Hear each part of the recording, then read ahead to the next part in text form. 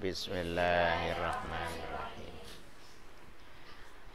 Materi pengajian kita anak-anak pada malam ini adalah i'tiqad atau kepercayaan pada masa hidup Nabi Muhammad sallallahu alaihi wasallam. Jadi i'tiqad atau kepercayaan pada masa hidup Nabi Muhammad sallallahu alaihi wasallam. Perlu diketahui anak-anak, ada namanya akidah, ada namanya i'tiqad, ada namanya mu'taqid. Ada namanya akidah, i'tiqad, mu'taqid. Akidah itu adalah kepercayaan. Kepercayaan kita kepada rukun iman. Yang tentu yang bicarakan masalah akidah ini di dalam kitab-kitab usuluddin. Yang mungkin kamu semua sudah membaca kitab-kitab akidah, ada namanya Jawahirul Kalamiyah, ada namanya Tijanud Dorori, ada namanya Katrul Gais, ada namanya Sanusi.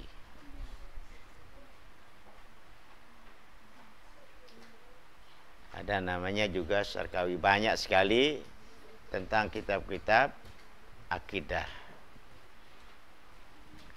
Nah, akidah-akidah yang kita pelajari tadi, kita masukkan di dalam hati kita. Nah, kalau ada akidah dalam hati, itu yang disebut namanya i'tiqad. Apa namanya? I'tiqad. Kemudian orang yang punya akidah, lalu dimasukkan ke dalam hatinya menjadi i'tiqad, itu disebut namanya orangnya mu'taqid. Jadi ada akidah, ada i'tiqad, ada mu'taqid. Nah, akidah atau i'tiqad, kepercayaan pada masa hidup Nabi Muhammad SAW itu berbeda dengan kita. Kenapa berbeda? Karena pada masa hidup Nabi Sallallahu Alaihi Wasallam semuanya mudah dan gampang. Karena segala sesuatu dapat ditanyakan langsung kepada Nabi Muhammad Sallallahu Alaihi Wasallam.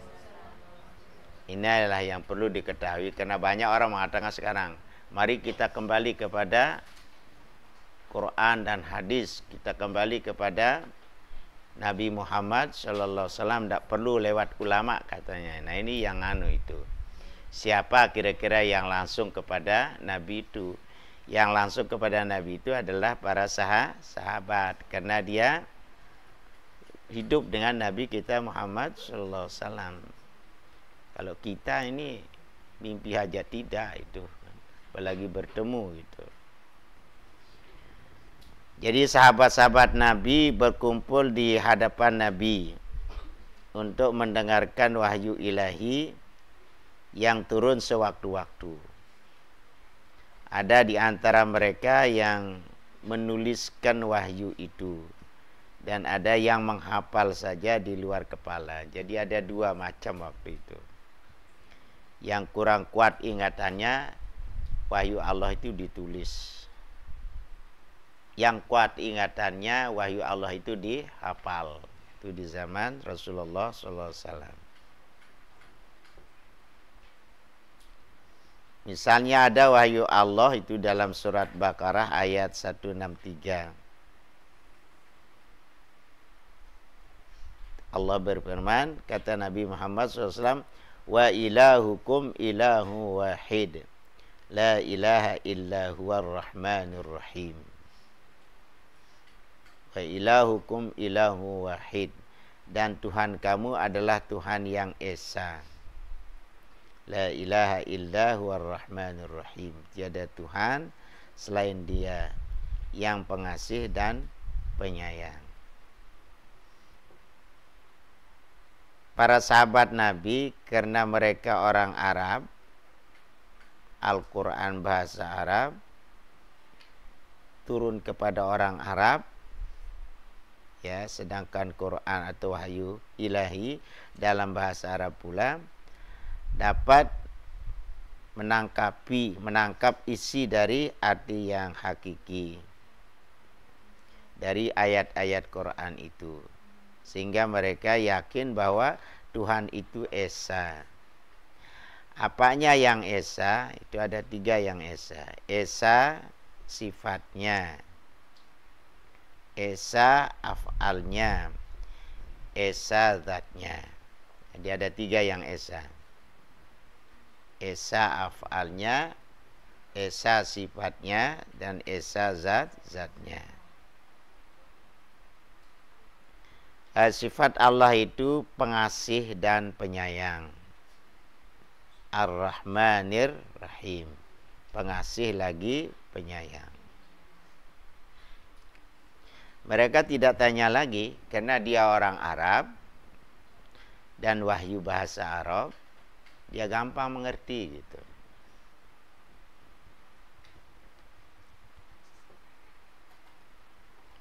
Kemudian turun lagi ayat, itu surat Al-Ikhlas ayat 1 sampai 4. Semua kita sudah menghafalnya.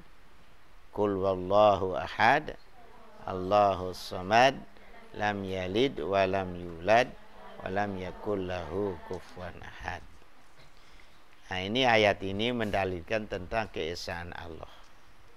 Katakanlah wahai Muhammad, Qul huwallahu ahad. Qul itu artinya katakanlah wahai Muhammad, huwallahu ahad. Tuhan itu tunggal. Tuhan itu esa. Allahus samad. Tuhan tempat meminta. Jadi Allahus samad artinya Tuhan tempat meminta. Tidak boleh minta lain daripada Allah. Kok ada orang minta di kuburan, itu bukan dia minta kepada kuburan, itu kan. Cuma dia berdoa di tempat kubur, bukan mintanya kepada kubur itu. Dia tawasul, boleh tawasul. Lam yalid, ia tidak mempunyai anak. Jadi Allah itu tidak punya anak.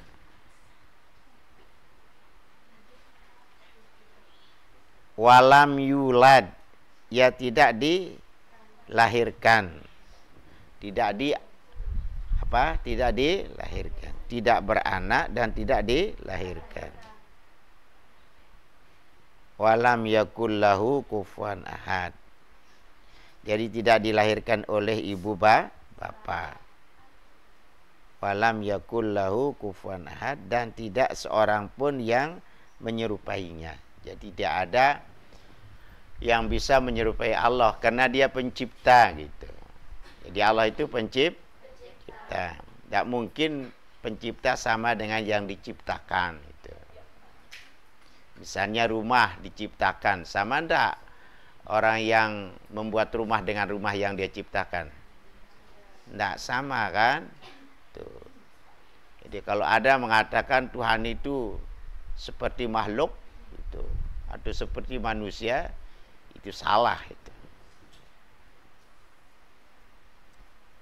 Nah, itu makna Qul huwallahu ahad, Allahus samad, lam yalid wa lam yulad wa lam yakul lahu kufuwan ahad. Ini disebut namanya surat Ikhlas. Surat apa namanya? Kalau kita banyak membaca surat Ikhlas ini, jadilah kita orang ikhlas itu. Ada orang dulu baru tobat lah itu. Terus dia itu disuruh baca Qul huwallahu ahad 10.000 kali. Gitu. Lalu dia baca Qul huwallahu ahad. Dia dapat baca 5.000, hilang sapinya 1 pasang. Gitu. Kalau gitu tidak berani kita baca Qul huwallahu ahad, nanti hilang sapi kita. Tapi orang yang hilang sapinya itu dibilang sama orang tuanya, Kamu kok wirid saja, kamu punya itu sudah, sapinya sudah diambil sama pencuri katanya. Apa dia bilang? Ya Allah yang ngasih saya, dia yang mengambilnya. Terima kasih, alhamdulillah itu. Dia bilang alhamdulillah. Kalau sapi saya masih, kan susah saya untuk memelihara dia, menyabitkannya, memandikannya. Kalau sekarang sudah tidak ada lagi, sudah diambil sama Allah katanya, sudah selesai. Itu ikhlasnya gitu. Ada juga di sini anak-anak, dalam surat Al-Ikhlas ini banyak faedahnya gitu. Di dalam surat Al-Ikhlas ini satu-satunya surat yang ada kalimah Allahnya 2 kali. Gitu. Kita lihat kul huwallahu ahad. Tuh. Allah, karena ada Allahnya. Kemudian Allahus samad. Ada Allahnya.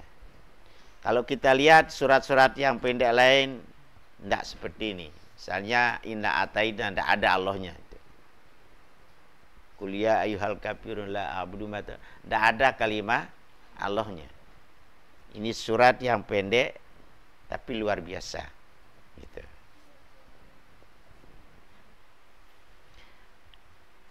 Dan juga surat Al-Ikhlas ini kalau kita baca satu kali surat, itu sama seperti kita membaca Al-Quran 10 juz.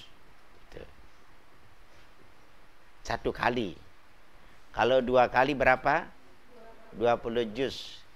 Kalau 3 kali 30 juz. Ini pernah dialami itu sewaktu Rasulullah itu menawarkan Siti Fatimah. Siapa yang bisa memberikan mahar kepada anak saya dengan bacaan Al-Quran 30 juz dengan dibayar tunai katanya, itulah kawan saya untuk mengawini putri saya, kata Rasulullah. Ayo, siapa di antara sahabat? Tidak ada satupun sahabat yang berani mengangkat tangan. Cuma satu, Sayyidina Ali. Saya, katanya. Nah, karena dia siap, lalu dikawinlah Sayyidina Ali itu dengan Siti Fatimah dengan bacaan Quran 30 juz. Begitu dia habis untuk membayar mas kawinnya, dibacalah kul huwallahu ahad di surat Ikhlas ini 3 kali. Sahabat bilang, kenapa? Nah, lalu Rasulullah mengatakan 1 kali membaca surat Ikhlas sama dengan membaca 10 juz. 2 kali 20 juz. 3 kali 30 juz. Makanya ulama-ulama ahli sunnah wal jamaah kalau sholat tarawih ayatnya apa? Kulhu. Banding kita kadang-kadang ayatnya 1 juz 1 malam. Itu. 1 bulan itu 30 juz. Padahal kita itu cuma 3 malam dapat 30 juz. Itu. Atau 1 malam aja. Berapa puluhnya itu? 10 kan? Itu. Nah ini kan. Itu kelebihannya membaca surat Ikhlas.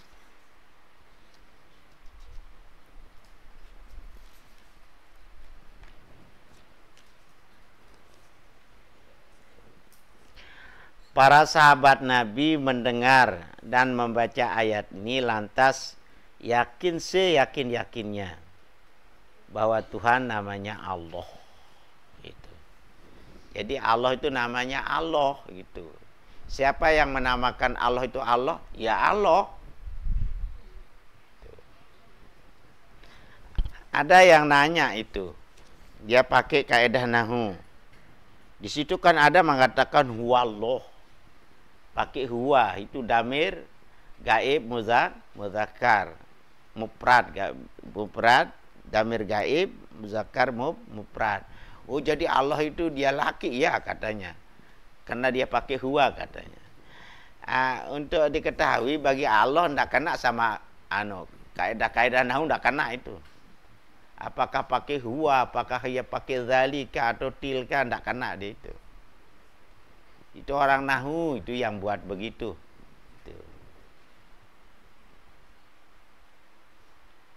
Tidak bisa dikaedahkan kalau Allah. kharijum min muqtadi zahir itu Allah.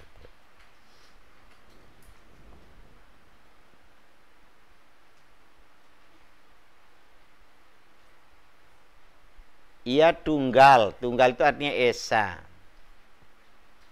Tidak ada orang hitung esa 2 ya. Ada esa 2 gitu. Ada yang menghitung itu. Dia bilang 1. Makanya di sini bukan dia mengatakan 1. Tuhan itu 1, tapi Tuhan itu esa. Gitu. Artinya tidak ada duanya gitu. Bukan 2. Bukan 3. Ya bukan bapak.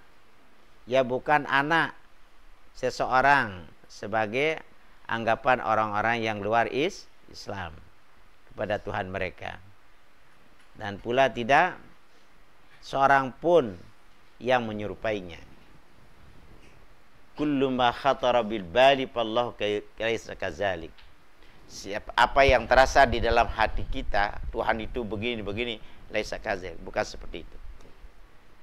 Tak bisa dipikirkan itu Allah Ta'ala itu. Tafakkaru fi khalqillah wala tafakkaru fi dzatillah. Berpikirlah kamu kepada makhluk Allah, tapi jangan kamu berpikir kepada zat Allah.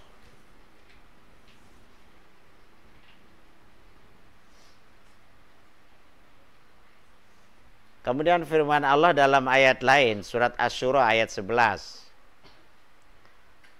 Laisa kamitslihi syai'un wa huwas samiul basir.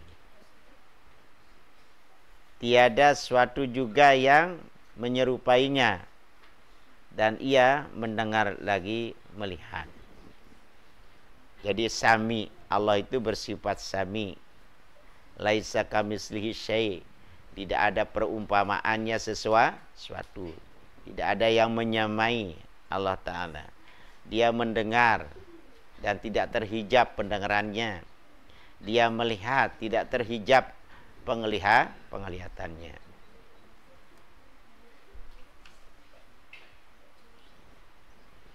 Jadi Nabi dan sahabat-sahabat Nabi itu mengerti betul itu tujuan ayat ini. Bahwa tidak ada sesuatu juga yang menyerupai Tuhan. Dan ia tidak menyerupai sesuatu. Tidak sama Allah dengan makhluknya. Tidak sama makhluk dengan Tuhan. Ia bersifat mendengar. Ia bersifat melihat. Semuanya dilihat dan didengar oleh Allah. Tidak ada satupun yang menghijab penglihatan Allah. Tidak ada satupun yang menghijab pendengaran Allah. Bisikan hati kita diketahui oleh Allah. Yang paling dalam sekali hati kita didengar dan dilihat oleh Allah. Ia tidak boleh diserupakan dengan seorang raja, tidak boleh. Yang duduk di sebelah sana. Sehingga ada ayat-ayat yang dianggap Tuhan itu duduk di atas aras, ar-Rahmanu alal arsyis tawa katanya. Ia tidak boleh diserupakan dengan malaikat. Tidak boleh diserupakan dengan jin. Tidak boleh diserupakan dengan kepala negara. Tidak boleh diserupakan dengan siapapun juga. Itulah Allah Subhanahu wa ta'ala. Itu makna laisa kamitslihi syai'un. Tiada yang menyerupainya sesuatu juga. Dan lagi firman Allah itu dalam surat Ar-Rahman ayat 26 sampai 27.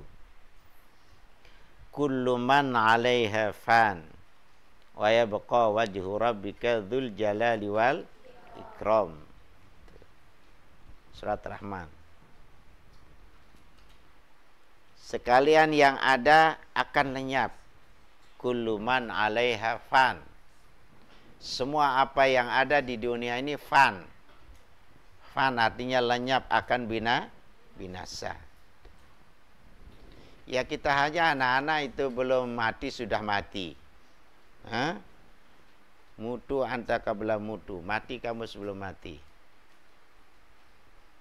Waktu kita kecil, pandangan kita terbatas. Semakin besar kita dikasih penglihatan oleh Allah. Sama dengan pendengaran. Waktu kecil pendengaran kita terbatas. Semakin besar pendengarannya. Tapi kalau sudah umurnya 40 tahun itu, kembali ambil oleh Allah. Pertama yang diambil penglihatan. Kalau sudah 40 tahun, pakai pembantu. Berarti sudah diambil itu sama Allah itu. Penglihatan diambil. Pendengaran diambil juga kalau sudah kita 40 ke atas itu. Kita nanya-nanya itu kalau apa kamu bilang? Apa? Tidak secerdas kamu ini kalau sekarang kan masih naik itu. Pulmenya masih naik. Orang jauh-jauh kita bisa lihat kan. Tapi kalau nanti kalau sudah umur 40 ke atas, sudah berkepala 4 namanya itu ya. Kita hati-hati untuk menegur orang. Kadang-kadang kelihatan kepalanya 3. Gitu, pakai kaca, diambil sama Allah itu. Selalu dikurang-kurangi. Sekarang naik dulu nih, masih naik. Gitu. Terus naik. Penglihatannya naik, pendengarannya naik, tenaganya naik. Gitu. Ada enggak kamu lihat anak kecil bisa mengangkat barang berat? Ada. Angkat dirinya aja enggak bisa. Tapi semakin besar umurnya, semakin besar tenaganya. Juga makan begitu. Kalau waktu kecil itu anak-anak bisa enggak dia makan nasi yang enggak dilunakkan? Bisa. Harus dilunakkan. Kenapa? Enggak punya gigi. Hah? Ya, terus giginya itu dikredit kan? Kan dikredit giginya. Tumbuh 1, 2, 3, sudah dewasa baru sempurna. Terus sudah 40 tahun ke atas mulai dikurangi kan? Giginya gugur.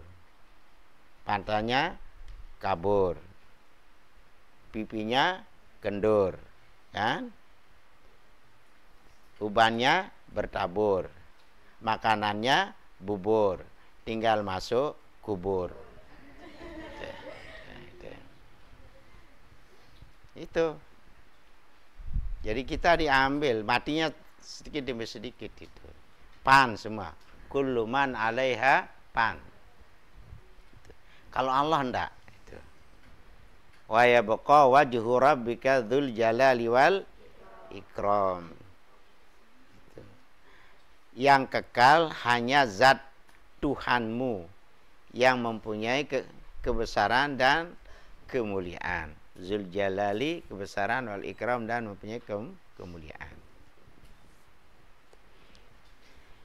Yakinlah sahabat-sahabat Nabi bahwa semuanya akan lenyap dan yang kekal hanya Tuhan yang mempunyai kebesaran dan kemuliaan. Walaupun dalam ayat ini dikatakan wajah, wa yabqa wajhu, jangan nanti salah paham itu. Oh, jadi wajahnya saja yang masih tinggal ya katanya. Yang dalam bahasa Arab artinya muka. Tetapi sahabat-sahabat Nabi tidak repot soal itu. Karena mereka tahu bahwa yang dimaksudkan dengan wajah dalam ayat ini adalah zatnya. Sesuai dengan sastra Arab, di mana biasa dipakai perkataan yang menunjukkan juz'i, tetapi yang dimaksud adalah kulli. Min itlaqil juz'i wa iradatil kull. Yang dituju satu tapi maksudnya semua. Itu kaidah bahasa Arab. Min itlaqil juz'i wa iradatil kulli. Juz'i itu bagian, kulli itu semua. Kalau kita Ini kalau dalam bahasa kaidah bahasa Arab, yang ini lembarannya disebut apa? Juz'i. Kalau semuanya ini disebut apa? Kulli. Jadi Allah itu bukan juz'i, Allah itu bukan kulli. Kadang kita juga bisa itu min itlaqil juz'i wa iradatil kull bisa. Jangan kamu naik nanti matamu jatuh katanya. Jangan kamu naik nanti matamu jatuh. Apa matanya aja yang jatuh? Tuh. Jadi itlaknya juz'inya tapi maksudnya adalah kulli.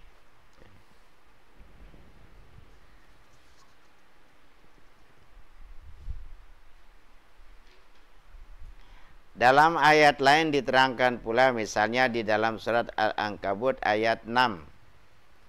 Innallaha laghaniyun 'anil alamin. Dan bahwasanya Allah tidak berkehendak kepada sekalian alam. Laghaniyun 'anil alamin. Tidak berkehendak kepada sekalian alam. Karena alam yang berkehendak kepada Allah itu. Makanya di situ ada namanya sifat nafsiyah. Yang kaya itu hanya Allah. Kalau kita namanya kaya majazi. Kalau Allah namanya kaya hakiki. Kalau kita itu kaya-kayaan. Biasa kalau disebut 2 kali berarti tidak asli kan? Ya. Misalnya sapi. Asli ya. Asli. Sapi. Kalau sapi-sapian? Tidak asli kan? Kambing asli, kambing-kambingan ndak asli, itu kan. Nah, itu biasa disebut 2 kali ndak asli.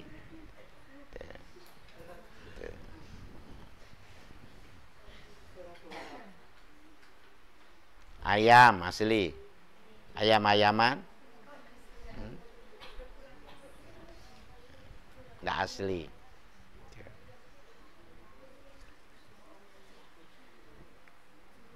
Ini beginilah akidah para sahabat di zaman Nabi kita Muhammad sallallahu alaihi wasallam. Gampang-gampang saja. Kayaknya ada mengumpamakan itu zaman Nabi itu seperti pohon kelapa. Masih bisa dipetik buahnya dari bawah gitu. Karena pendeknya gitu. Tinggal gitu kan aja. Apa masalah susah? Tanya sama Nabi selesai. Dijawab sama Nabi. Kalau tidak ada jawabannya, Nabi bilang apa? Tunggu wahyu. Gitu. Selesai.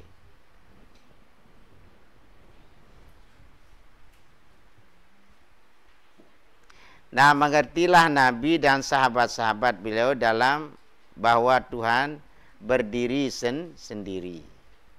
Hanya ada sifatnya qiyamuhu ta'ala binafsihi katanya. Allah berdiri dengan sendirinya, bukan dia berdiri.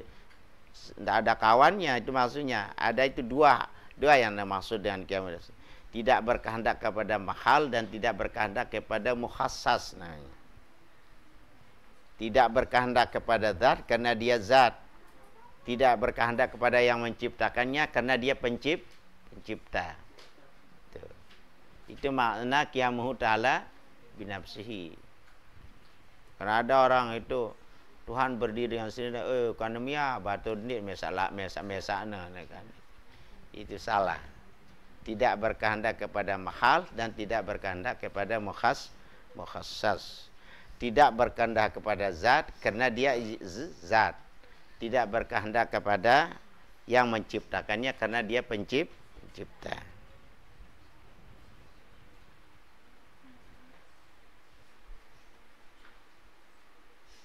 Jadi mengerti Nabi dan sahabat-sahabat beliau bahwa Tuhan itu berdiri sendiri, tidak membutuhkan pertolongan siapapun juga pun, karena ia paling kuasa,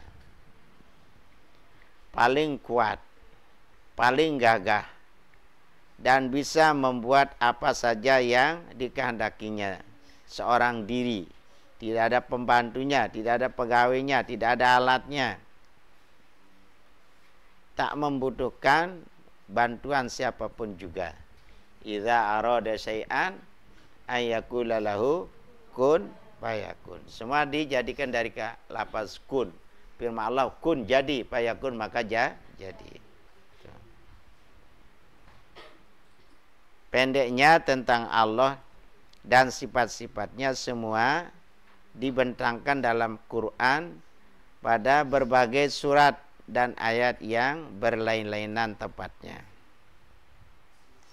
Umpama ada sesuatu yang tidak dipahami, sahabat-sahabat Nabi bertanya kepada Nabi, yang langsung dijawab dan diterangkan oleh Nabi arti yang hakiki dari ayat-ayat itu, sehingga tidak ada perselisihan paham lagi. Tidak ada mazhab waktu itu, tidak ada kelompok, semua tunduk kepada Nabi kita Muhammad Sallallahu Alaihi Wasallam. Itu gampangnya dulu. Kalau sekarang mentang-mentang ikut siapa? Ikut ulama atau Nabi? Ikut Nabi. Ketemu dengan Nabi. Tidak pernah itu kan. Ya lewat ulama sih kita ini kan. Ngajinya saja sama ustadz itu. Baca Iqra aja masih. Ini bodoh ini. Kalau ditanya sama mungkarun nanti kira mangkati mungkar dan nakir.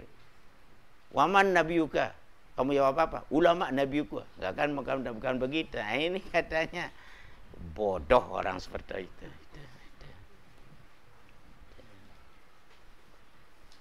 Ya, yang itu betul katanya itu bertemu dengan kembali kepada Nabi itu siapa? Itu yang kembali kepada Nabi yaitu para sahabat yang hidup dengan sezaman dengan Nabi.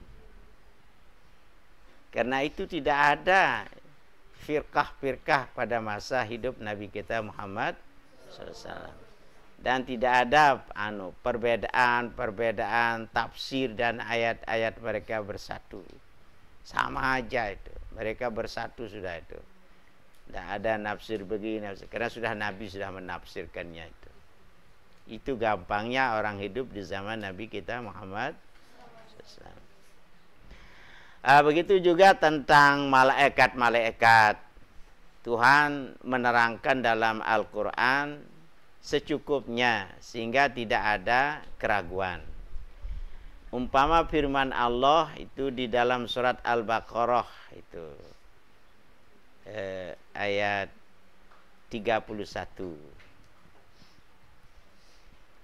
Wa 'allama Adama al-asma'a kullaha thumma 'aradahum 'alal malaikati faqala anbi'uni bi asma'i haula'i in kuntum shadiqin. Dan mengajarkan Allah kepada Adam sekalian nama-nama. Tuh, allama Adamal asma'a kullaha. Jadi nama sekarang ini sudah ada nama dari dulu itu. Sudah diajarkan oleh nama-nama ini semuanya oleh Allah kepada Nabi Adam.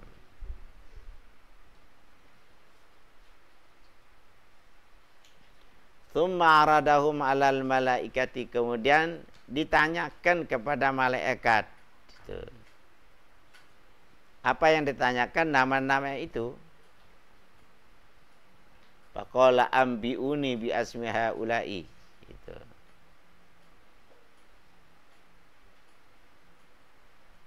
Kalau kamu sebutkan kepadaku ini nama-nama semuanya.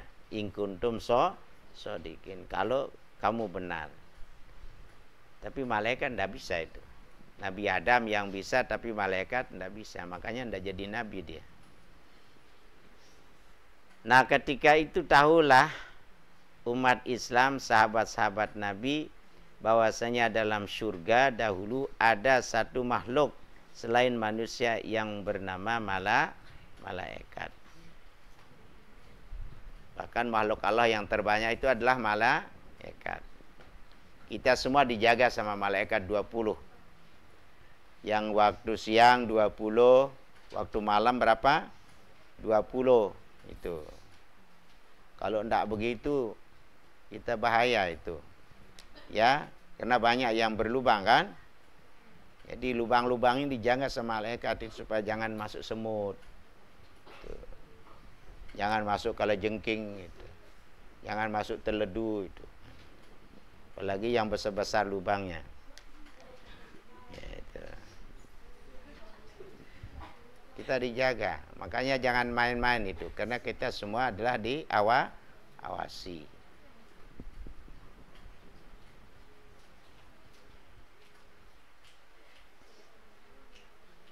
Kemudian keadaan malaikat itu diterangkan dalam Al-Quran. Surat At-Tahrim ayat 6. Bagaimana sifat malaikat? La ya'sunallaha ma'amarahum wa yaf'aluna ma yu'marun. Mereka tidak mendurhakai Tuhan kalau disuruh. Dan mereka mengerjakan sekalian suruhan Allah atau suruhan Tuhan. La ya'sunallah. Jadi malaikat tidak pernah maksiat kepada Allah, ma'amarahum, apa yang diperintah mereka.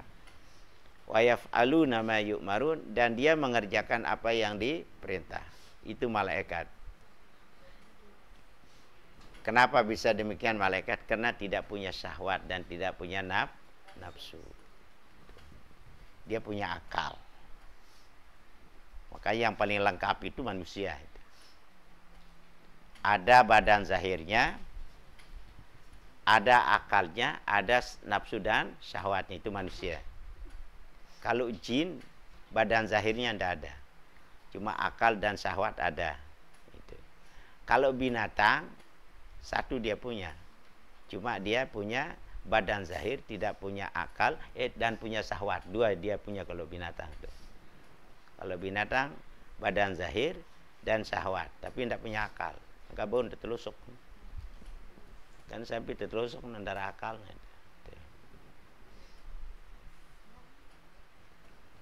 Kalau kita manusia lengkap itu.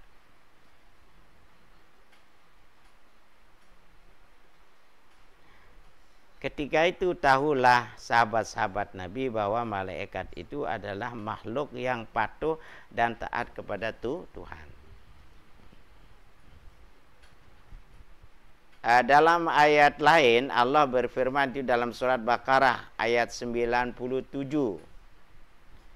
Qul man kana aduwwan li Jibril fa innahu nazzalahu ala qalbika biidznillahi musaddiqan lima baina yadayhi.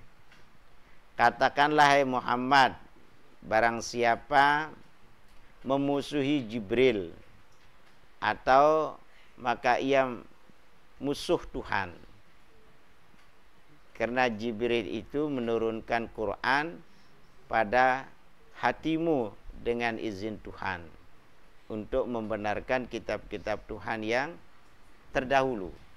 Kita juga disuruhkan membenarkan kitab yang terdahulu. Kitab apa itu? Taurat, Zabur, dan Injil. Tapi yang asli, yang tidak pernah dirubah-rubah.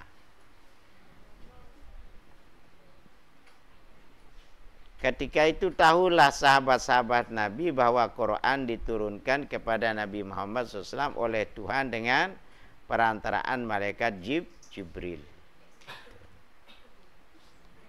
Demikian pula tentang Rasul-Rasul Allah dari dulu sampai kepada Nabi Muhammad SAW, tentang kitab-kitab suci seperti Taurat, Zabur, Injil, Quran, dan lainnya. Begitu juga tentang hari akhirat, surga dan neraka, tentang qada dan qadar ilahi, diterangkan secukupnya dalam Al-Quran dan hadis-hadis Nabi Muhammad SAW dalam pelbagai kesempatan. Jadi sahabat-sahabat Nabi itu memahamkan itu semuanya itu sepaham-pahamnya dan yakin seyakin-yakinnya. Dan kalau umpamanya ada kurang jelas atau muskil atau sedikit perselisihan paham, lantas ditanyakan kepada Nabi, di mana Nabi menjelaskan persoalan-persoalan sebaik-baiknya sehingga tak terjadi perselisihan paham lagi. Kalau ada masalah muskil, hal-hal yang jarang terjadi, ya gampang saja, tanyakan saja kepada Nabi kita Muhammad sallallahu alaihi wasallam. Sama dengan kamu misalnya, kalau ngusulnya sama siapa? Sama gurunya kan? Tidak perlu nanya sama lain-lain itu.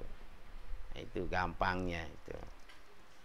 Nah, inilah kehidupan akidah para sahabat waktu hidup Nabi kita Muhammad sallallahu alaihi wasallam. Belum ada perselisihan waktu itu. Kemudian perselisihan paham timbul sesudah Nabi wafat. Itu. Di zaman Nabi tidak ada perselisihan. Kapan mulai perselisihan ini? Paham ini berbeda-beda setelah Nabi Shallallahu Alaihi Wasallam wafat. Yang teramat mulia Nabi Muhammad SAW wafat tanggal 12 Rabiul Awal tahun 11 Hijriah.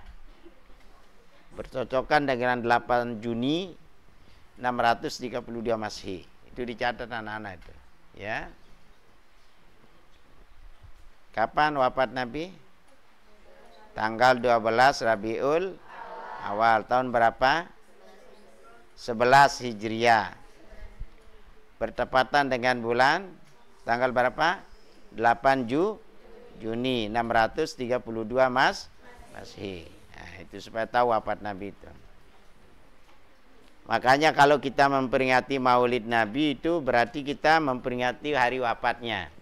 Memperingati hari lahirnya, memperingati hari wafatnya. Pada hari wafat beliau itu sekumpulan kaum Ansor atau sahabat-sahabat Nabi yang berasal dari Madinah, namanya apa? Kaum Ansor. Berkumpul di suatu balairung itu yang bernama Sakifah Bani Sa'idah. Begitu wafat Nabi, berkumpullah para sahabat itu di mana namanya? Sakifah Bani Sa'idah untuk mencari khalifah atau pengganti Nabi yang sudah wafat. Kaum Ansar ini dipimpin oleh Sa'ad bin Ubadah atau ketua kaum Ansar dari suku Khazraj. Siapa namanya? Sa'ad bin Ubadah. Ini ketua kaum Ansar dari suku Khazraj. Mendengar hal ini kaum Muhajirin atau sahabat-sahabat yang asalnya dari Mekah waktu itu yang pindah ke Madinah datang bersama-sama ke balairung itu dengan dipimpin oleh Sayyidina Abu Bakar Siddiq. Kalau orang Ansar tadi siapa yang memimpinnya? Sa'ad bin Ubadah. Kalau orang Muhajirin Abu Bakar Siddiq.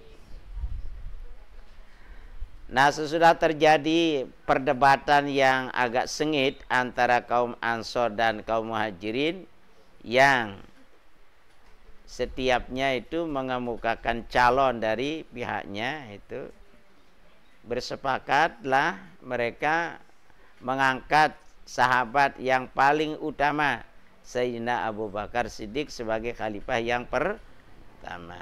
Disebut apa namanya Abu Bakar itu? Khulafaur Rasyidin. Berapa banyak Khulafaur Rasyidin? 4. Siapa itu? Abu Bakar, Umar, Utsman, Ali. Bin Abi Thalib. Perdebatan ketika itu hanya terjadi antara golongan kaum Ansor yang mengemukakan calonnya namanya Sa'ad bin Ubadah sebagai calonnya, dengan kaum Muhajirin yang mengemukakan Sayyidina Umar bin Khattab atau Sayyidina Abu Bakar sebagai calon khalifah waktu itu. Jadi dua calonnya. Jadi dari orang Ansor satu Sa'ad bin Ubadah. Dari orang Muhajirin berapa calonnya? 2. Pertama Abu Bakar Siddiq dan kedua Umar bin Khattab. Itu. Nah, dalam rapat itu tidak ada seorang pun yang mengemukakan Sayyidina Ali bin Abi Thalib sebagai khalifah pertama pengganti Nabi. Nah, paham kaum Syiah belum ada ketika itu. Belum ada Syiah. Yang ada hanyalah kaum Ansor dengan kaum Muhajirin. Jadi cuma dua golongan saja.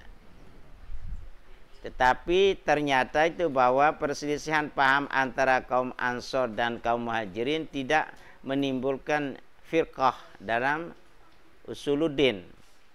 Karena perselisihan pendapat sudah selesai dikala Sayyidina Abu Bakar sudah terangkat dan terpilih secara aklamasi. Tahu nama aklamasi? Aklamasi itu apa? Suara sepakat. Ya, suara apa? Ya, itu disebut namanya apa? Aklamasi. Pada tahun 30 Hijriah timbul paham Syiah. Nah, ini dicatat sudah anak-anak kapan mulai ada Syiah.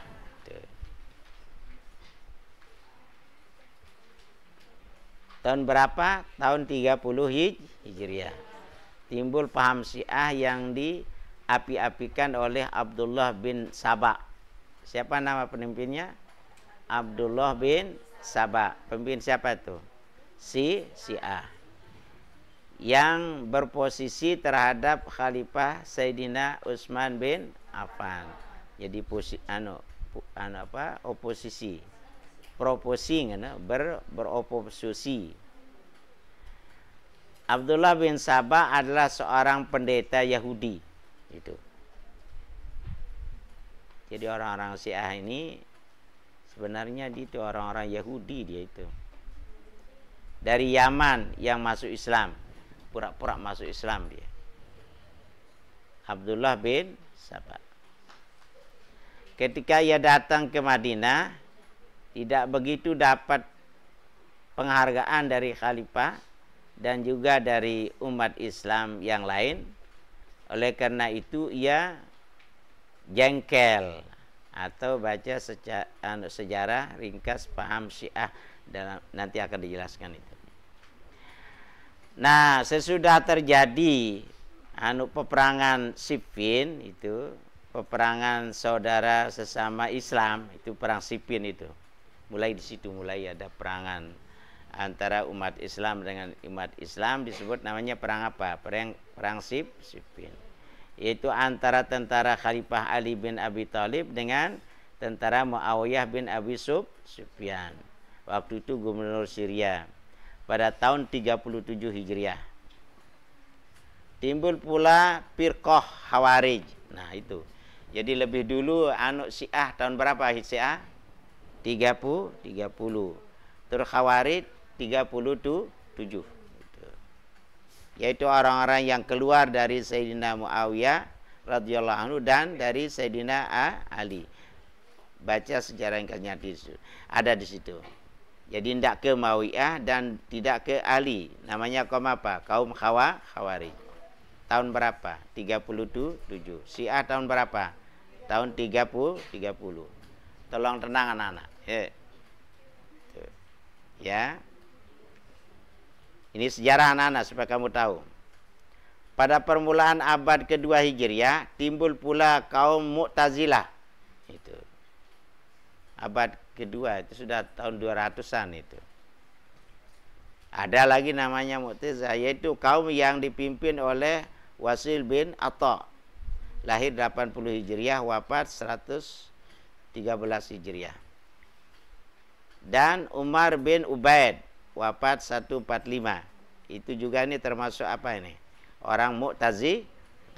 Berapa sudah firqah itu yang kelihatan? 3. Pertama apa? Syiah. Kedua Khawarij. 3 Mu'tazilah. Itu. Sekarang ini masih semua ini. Masih ada ini. Itu. Anak cucu-cucunya itu masih ada. Kaum Mu'tazilah ini mengeluarkan fatwa yang ganjil-ganjil, yang berlainan dan berlawanan dengan i'tikad Nabi dan sahabat-sahabat beliau. Apa fatwanya itu? Di antara fatwa yang ganjil dari kaum Mu'tazilah itu ialah adanya manzilah bainal manzilatain. yakni ada tempat di antara dua tempat. ada tempat yang lain selain surga dan neraka. Itu kan surga neraka tahu dengan amun maksiat be tahu na neraka, lamun taat nembe surga. Amun dengan Mu'tazilah ara tahu silainan ya. Di antara fatwa yang ganjil dari kaum Mu'tazilah itu ialah adanya manzilatain tadi. Banyak lagi fatwa-fatwa kaum Mu'tazilah, umpamanya fatwa yang mengatakan bahwa sifat Tuhan tidak ada. Dia tidak percaya Allah itu punya sifat. Bahwa Quran itu makhluk katanya. Itu orang Mu'tazilah itu. Bahwa Mi'raj Nabi hanyalah dengan roh saja katanya. Bahwa pertimbangan akal lebih didahulukan dari hadis-hadis Nabi. Misalnya kalau hadis Nabi tidak sesuai dengan akalnya tidak diterima. Bahwa surga dan neraka akan lenyap dan lain-lain fatwa yang keliru itu dari paham Mu'tazilah.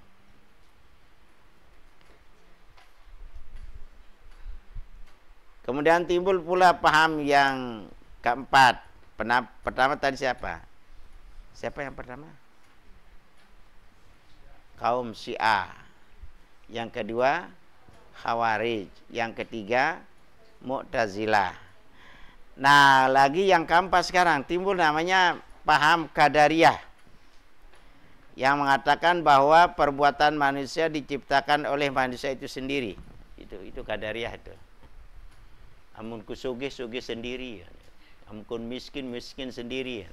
Ya piang diri ini pegawaian itu Qadariyah. Amun Mu'tazilah beda lagi, seolah yang ali Allah selengi yang ali aku. Tidak ada sangkut paut dengan Tuhan. Hak pencipta telah diberikan Tuhan kepada manusia. Sehingga Tuhan tidak tahu dan tidak peduli lagi apa yang akan dibuat oleh manusia. Maka apa pemilihan tegau ibau dengan apa Orang apa? Orang Qadariyah. Milih berzina, milih memaling bau doang itu.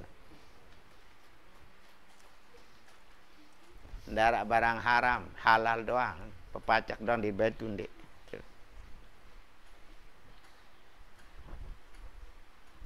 Itu adalah Qadariyah.